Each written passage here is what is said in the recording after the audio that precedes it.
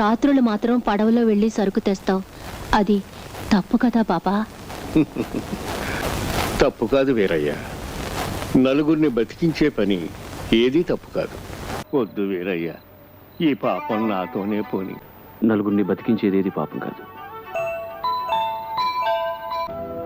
ఆలోచించి చెప్పు, నువ్వు చేసింది తప్పని కనిపించలా? తప్పు కాదమ్మా, నలుగురిని బతికించడానికి ఏం చేసినా అది తప్పు కాదు. నీ గుండె పగిలింది ఓ చిట్టి పావురము, ఎవరు పుట్టారు ఎవరు పుట్టారు